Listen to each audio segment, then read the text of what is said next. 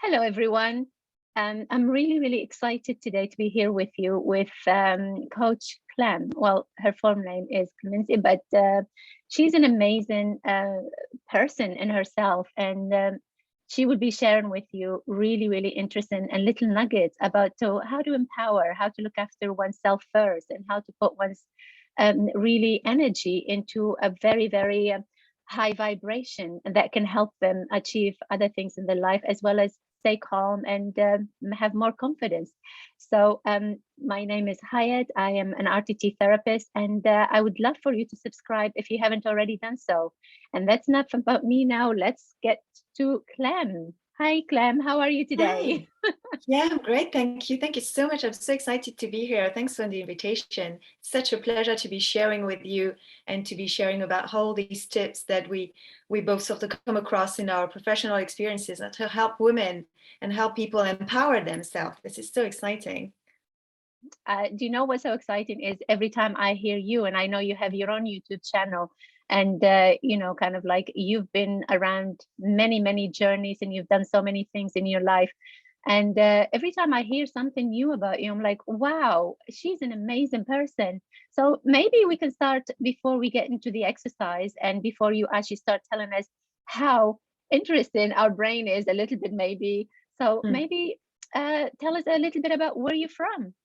Sure, sure. With great pleasure. So, it's an amazing pleasure for me today to be working as a coach, to be a certified coach, and my journey really took me there as it did for you, as I know it did for you as well, to really come to using the journey that took me to a better place to now being able to guide people as well to build a better life for themselves. So this is really what makes sense for me and the meaning I've found also in the work that I do, and I'm sure it resonates with you too. Thank you. But what about your original kind of like background, your roots? Where Yeah, are you from originally? sure. So I'm from France originally, and I've changed a lot of careers through my life. Initially, I was a language teacher, which enabled me to travel the world. I'm an expat at heart, so I really was really great in that part of my life to discover and to travel. And then I created a bilingual nursery, co-founded a bilingual nursery. That was my first experience as a business, as an entrepreneur. And while I was doing that, I also started a very deep work on myself, personal development work. And that gradually led me to train as a coach and to start my business, my coaching business that I'm enjoying so much now. Yeah. You mentioned about nursery and, kind of like in all of that, teaching young children from the grassroots is so important. And this is exactly for ourselves, even when we start to work on ourselves, we're really just taking ourselves back to our inner child and visiting those early years that we really might have not been able to live them fully or understand, Yeah. what we're doing, or maybe been suppressed or because we're all different Yeah. cultures, different backgrounds, different in every way, but yet we're Yes. also unique and special, and we're here to Yeah. contribute. So, how is not that I'm taking you far back, but in a really, really short, how was it working with young children? What did they teach you anything? Yeah. This is so interesting what you're saying, and it also makes me think of what you were just mentioning about how the brain works and understanding how the brain works. And I think watching children and working with children teaches you so much about actually how initially it works, how these development, these behavioral aspects, and it's just fascinating to watch them. And I definitely agree with you as well. It's just such a pointer as well to your true essence, to who you truly are, because I think we are born in the world with our unique personality, our unique essence, as unique as our fingerprints. We all have Yes, different fingerprints, aren't we?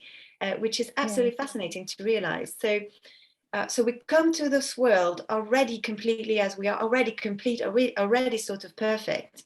And then life happens to us, right? And the yes, the ego and the thoughts and also challenges that sort of come and makes us create sorts of barriers, and we we start to gradually like sort of stop accessing this true personality, who we truly are, as you said. And being in touch with children was it's funny that it happened in the period of my life that I was doing also this very deep work on myself, and I think it guided me, you know, like just as you said, to who are you really, who's there, who's that inside of you, and how can you access that. Don't know if that resonates with you and your experience as well. Absolutely. With my grandson, which I keep mentioning Mm. in our internation events a lot, you know, every time I watch him, it reminds me of why, you know, I'm shaped the way I am. Because when he tries to do something, I would say no or whatever. And I think maybe I shouldn't have done that. And maybe I should Mm. let him express himself. Maybe, you know, Mm. because that's the only way for him to learn. And because Yeah. we've been so oppressed and suppressed in many ways that we start to believe that that's not who Mm. we really are, as you said, Yeah. you know, kind of like every person is as unique as their fingerprints. So that's really, really amazing. So another thing that I'm going to actually poke you on here is what empowers you? What gets you out of bed? What really, every morning when you wake up, how do Mm. you find the strength to say, okay, Mm. today is going to be an amazing day? Yeah, yeah.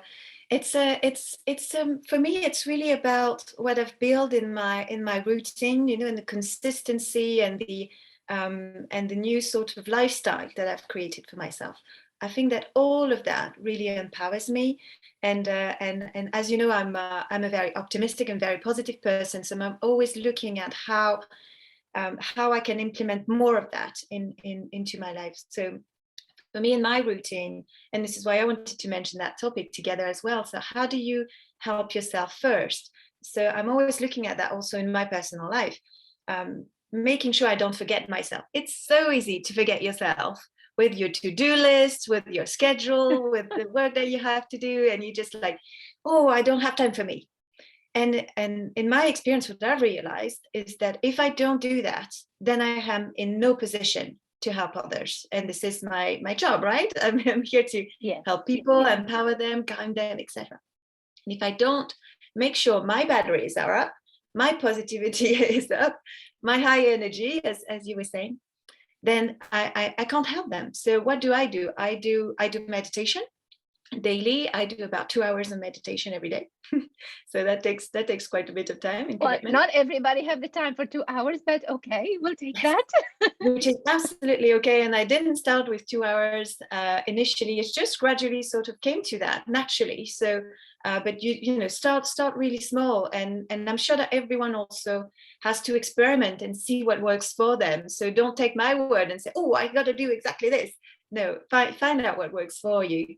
So I make sure I have this routine. I make sure I watch what I'm eating, and I'm doing enough exercise, and I'm having moments of just hearing my head as a way to really to balance, to recharge the batteries on those different levels. It's not only energy, it's not only I don't know, social connections, for example. It has to be a little bit of everything, and that for Yes, me also like sort of invites me also to be very in touch with what's happening for me and my needs yes, and my body, and so paying attention very much and being very very yes. present. Yeah. Yes, what I picked up there is a lot of people, for example, you know, we're both in the same field more or less. But for me, as a therapist, I get people confusing self-love with selfishness. Mm. So Yeah. self-love is so essential, as you mentioned, because even the fire, if you don't feed it, it will not give you that warmth. You know, Yes. Yes. everything needs to be fed first, you know, for it to Yeah. actually start to give back. So it's Yes. really amazing. Yes. It's absolutely that is so spot on. And we believe sometimes, and some people, and I work a lot with people that, you know, I have this calling of helping others, and they have it, there's a confusion sometimes for some of them about serving others. It's about giving it all. It's about I'm forgetting myself No, completely, and I'm just no, in you know, in an extreme way we could call that sacrifice. While it is actually, as you say, exactly serving others cannot happen if yourself is not served, because yes, you have to be able to keep your energy, keep your motivation, keep your positivity, so that you can inspire others. If you go with others down in the pit, and I'm sure in therapy you see that very much, if you go with them down there, you're both then in the pit and no one's out to inspire to come out, and no one's there to show the way out, right? So that doesn't work. Yes. No, it's really, really interesting because people, as you said, we're all unique, we're all different, and people understand things differently. So, what do you have for us today? I mean, I was really Yes. excited with the topic and all of that, and the exercise that you're going to share with us. It's Sure. all yours. Go ahead. Sure. Thank you so much. Yes. So as I mentioned, what works for me and what I've learned over the years is some meditation techniques. But as you say, not everyone has got time, or not everyone resonates also with sitting for 10 minutes, 20 minutes, eyes closed, several times a day.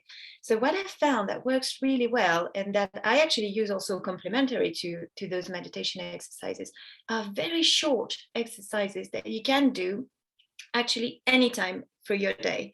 And those little reset moments really help you to give you a boost, and maybe also to recover. Well, let's say you've been in a meeting and it's been a bit tough, it's been a bit emotional, there's been stress going on, and you want to have something to just like sort of get fresh again, refresh before you go on to your next activity. Yeah, so you've got a meeting coming up, or you're seeing a client, and those little exercising. So they come from Positive Intelligence, which is an amazing program that actually works on how to create more positivity, how to create more resilience in your life, that I absolutely love.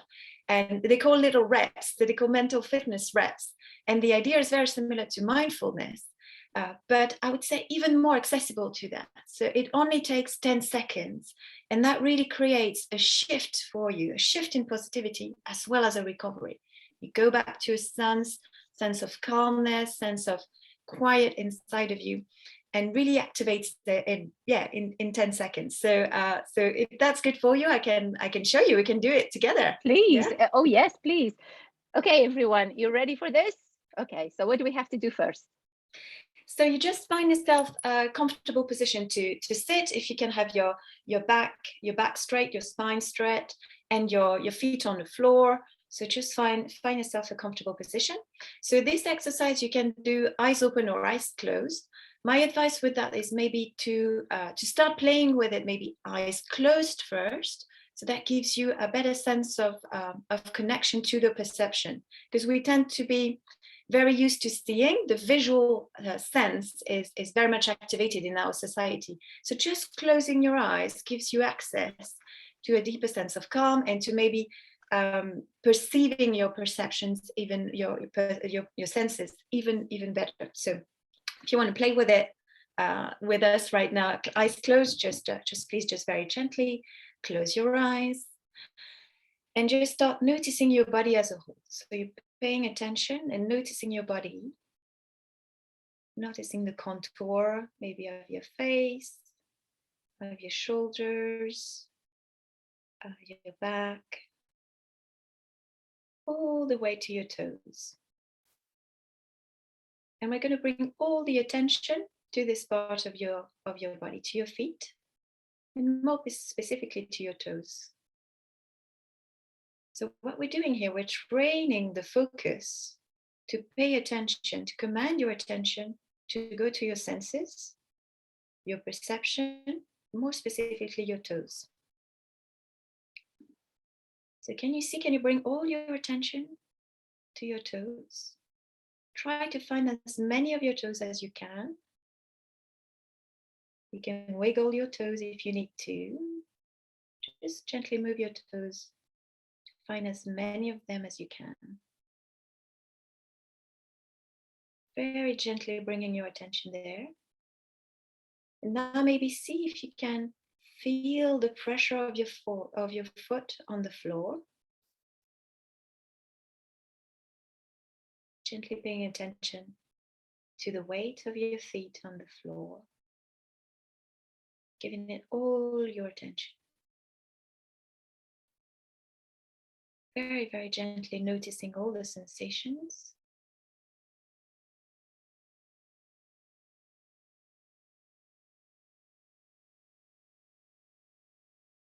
Is that relaxing? Is that calm? Now, taking all your time, you can come back here and open your eyes when you are ready. So I hope it was easy. And I hope that it showed you actually as well how quickly you can come back to a sense of calm just by using your body perceptions, your senses, to focus your attention. How was that for you, Ayet? It was really, really nice, especially when you told me and everyone to focus on our feet. So that brought me back to ground myself and ground my energy and become present in the here and now, which is so, so vital and essential, because when you're living in the here and now, you're not worrying about the past, and you're actually, worried about the future either. So it's what matters to you just in this moment here, because that's all you have. The past is gone. The future is not here yet. This is spot on. This is exactly what it is. We want to make sure we are in our body.